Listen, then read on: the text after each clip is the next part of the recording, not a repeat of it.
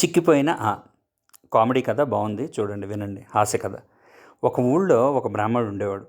ఆయనకి ఒక్కడే కొడుకు. వాడి పేరు వెంకటి. వాడికి చదువు అంతా అంటలేదు. 4 రోజుల పాటు వీధి బడికి వెళ్ళి పలక మీద రాసిన పెద్దక్షరాలు ఆలు దిద్ది తర్వాత చదువు మానేశాడు. కాలక్రమాన వాడికి పెళ్ళయింది. దసరా పండగ వస్తే వాడు అత్తవారింటికి వెళ్ళాడు. వాడు అత్తవారింటికి చేరేసరికే వాడి మామగారు అవసరమైన పని మీద గ్రామాంతరం వెళ్ళి ఉండి తాను పలానా రోజుకు తిరిగి వస్తాను ఇంటికి అని ఉత్తరం రాశారు.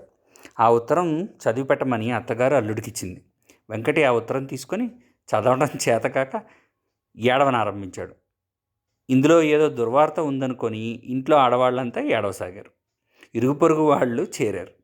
ఎవరో ఉత్తరం తీసుకొని చదివి, ఇందులో చెడ్డవార్త ఏమీ లేదే, పంతులు గారు ఇవాళో రేపో ఇంటికి బయలుదేరి వస్తున్నట్టుగా రాశారు, అల్లుడు గారు ఎందుకు ఏడ్చినట్టో అన్నారు. నేను చదువుకుంటున్నప్పుడు అంత పెద్దదిగా ఉండేది. ఈ ఉత్తరంలో అది చిక్కిపోయింది, అందుకని ఏడ్చాను అన్నాడు వెంకటి. తమ అల్లుడికి చదువు గుంట ఓనమాలు దగ్గర ఆగిపోయింది అని అత్తవారికి తెలిసిపోయింది. అందుకే చిక్కిపోయిన అంటే అల్లుడు. చిన్నదైన అనే అక్షరం కూడా అవుతుంది. బాగుంది, బాగా రాశారు.